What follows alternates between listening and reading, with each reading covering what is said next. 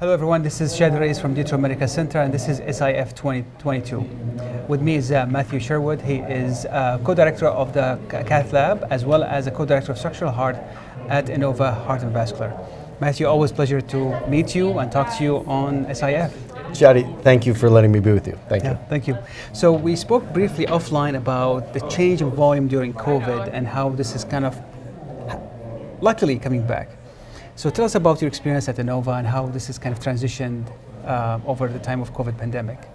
Yeah, it was really tough. Obviously, 2020 we saw a really large decline in elective procedures, and in part because we're a hospital located in Virginia, and so appropriately the governor actually put a moratorium on elective procedures in the hospital to try to conserve resources for these COVID patients. So for 2 months, we canceled most elective procedures.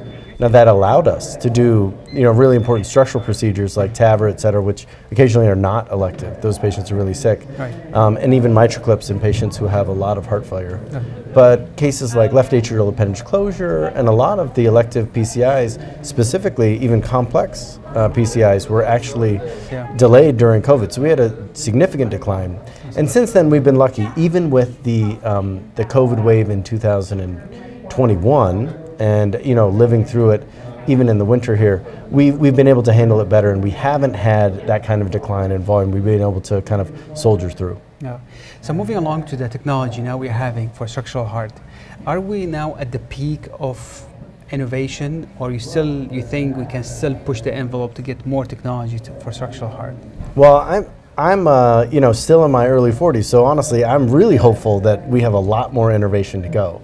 The innovation has been obviously slowed a little bit on the TAVR side. I think we're working on really high quality TAVR and what can we do to really get the highest quality TAVR results we can. So innovations, kind of smaller in the TAVR realm. But for mitral, for tricuspid, even pulmonary, there's a lot more innovation coming.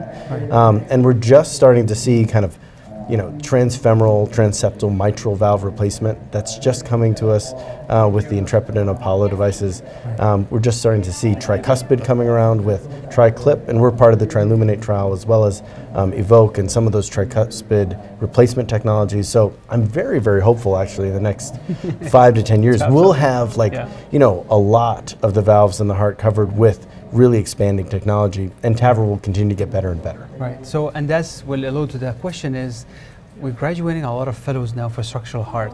Do you think that we need this much of fellows, or the market is saturated right now? Yeah, I do think our program has significant growth and has shown significant growth since 2016 when I joined.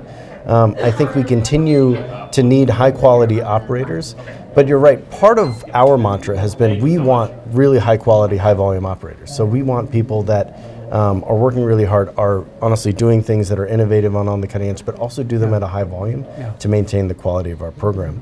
So it's a delicate balance to understand how many operators should be trained, and then how much volume they need to do to maintain really top level skills. And we're at Innova, we are a very high volume structural heart center, so we feel like we're doing the right things. But in smaller centers, it's hard. I think they are providing a really important access to parts of the community that may not have access. But how do they provide the same quality as a program that does, like ours, over 500 structural procedures a year? Absolutely. Oh, wow. Thank you. Perfect. Now, moving to the next thing, the things that me and you struggle on a daily basis is the struggle of early career. Like, how do you put time to have a family time, and then you have time for growing your practice and then pushing your skill set, research and stuff like that. So I have a lot of conversation with early career about the struggle we go through, and I think it's common, but how do you manage to be a successful structural cardiologist and keep all these domain active and yet have a good life-work balance? Well, you're right, it is so difficult to maintain balance. And I know you have a young family, I have a young family with kids. And for me, I think the idea is to keep the priorities very clear. For me, priority is obviously family first, that I keep that really, really strong and keep my commitment to them. But then also finding time in the hospital to do the things I want to do. So not only being, an expert clinician in structural heart disease, for example, but also trying to do some research and some quality things that I think grow our programs and improve, structural heart procedures and things we're going to do in the next 10 to 15 years. And for me, that's about kind of efficiency. I was recently, and I will say Inova has done a really nice thing.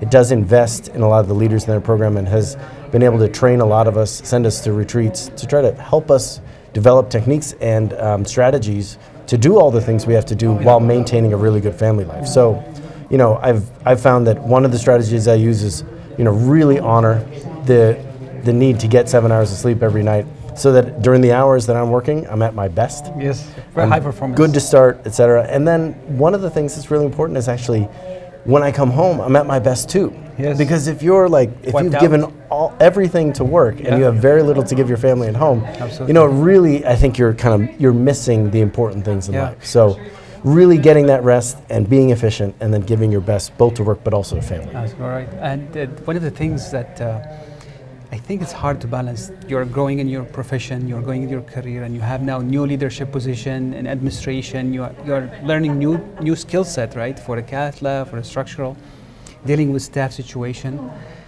It's hard to say no because this is new opportunities, but at the same time, it's add more to your list that you to do. So it's always hard balance to say no, but at some point I feel we have to say, you know what, this is what I want. I want to dive deep into this thing. I want to say no to everything.